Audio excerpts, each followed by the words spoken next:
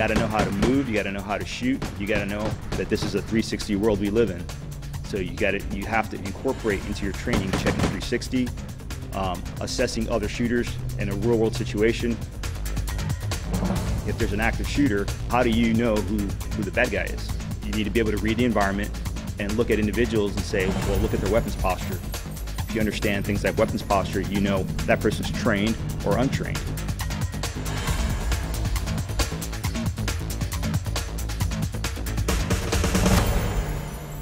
Law enforcement in general, I have an affinity for. I see these guys on the front line. They're out there daily, putting their lives on the line. A lot of these officers that come here and train with me, I mean, that's their biggest complaint. They just don't feel ready. I hear that all the time. I don't feel ready to be in an engagement. We'll start from extended ready. So extended ready, you're pointed at the target, guys. They should be getting whatever they need to train and sustain and be ready for any fight. Get on the ground! Get on the ground! Pretty much what it's going to come down to is who's trained and who's not trained when the fight happens.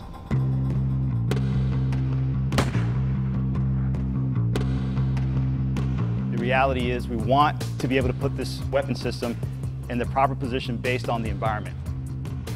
The environment dictates where I put this gun or this muzzle. Okay, one of the principles is I shouldn't flag anything that doesn't need to be flagged.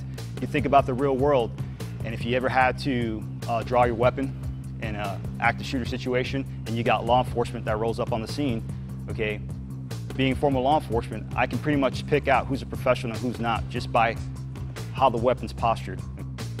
If somebody's walking around, they're flagging that weapon, putting it at everybody around them, then I pretty much know they have no training or zero training, okay? So I know that I've got to pretty much watch that person and be fixated on that. Whereas if I see somebody who has an appropriate weapons posture based on what their environment is around them, then I know that this person has some training. Does that make sense?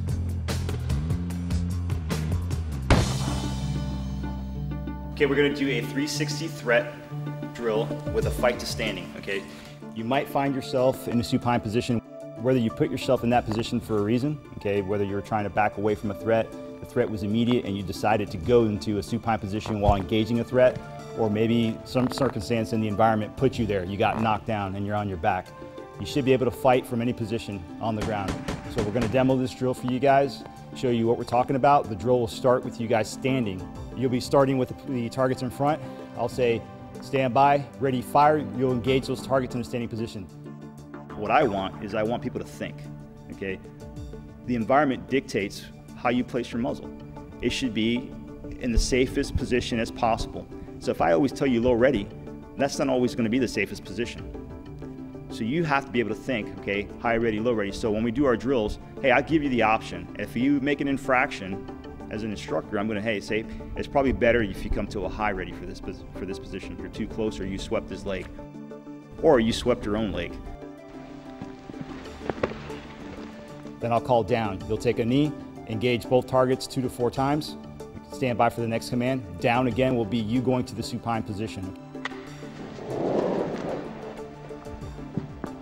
You have to know how to get to the supine in such a way that you don't damage yourself getting down there. So we don't want to just fall back into a position, especially with kit on. We want to get to that position as controlled as possible. Also, as I'm going into a supine position, I should be able to engage targets while I'm going into supine. What we're trying to do here is instill these little things. This is about skill sustainment. This is not meant to take the place of live fire training.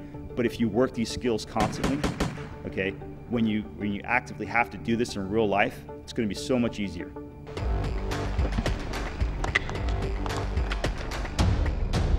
So if I call threat left, you're going to turn to that position and engage the targets to the left.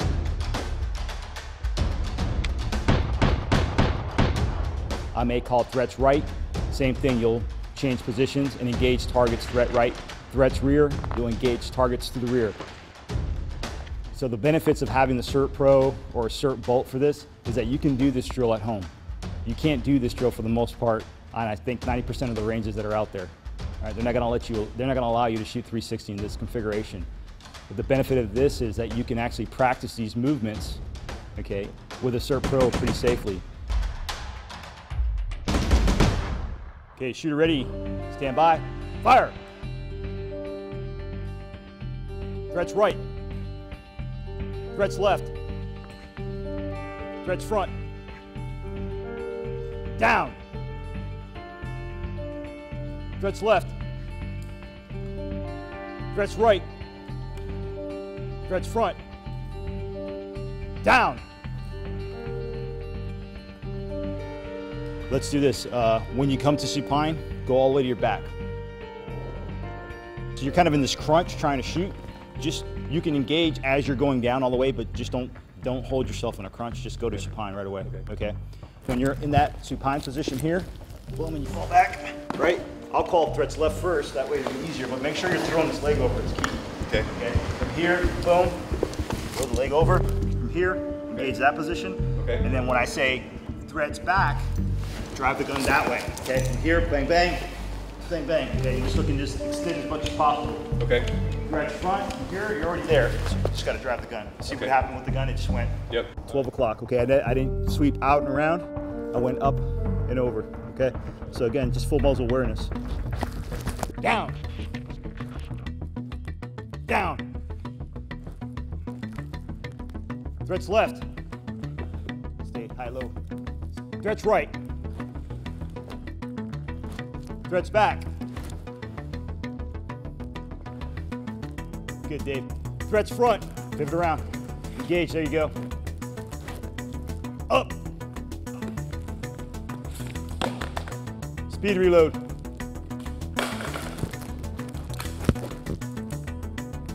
Check 6. Up. Good job. Now relax. Well, for one, I mean, for me, I think I'm definitely going to use it, as we mentioned, the shakeout kit, right? Because as you talked about before, I popped the mag out.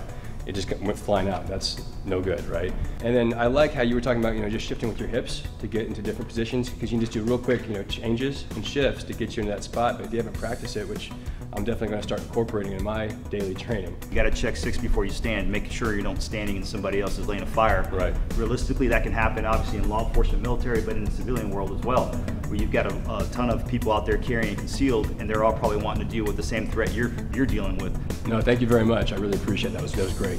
Cool.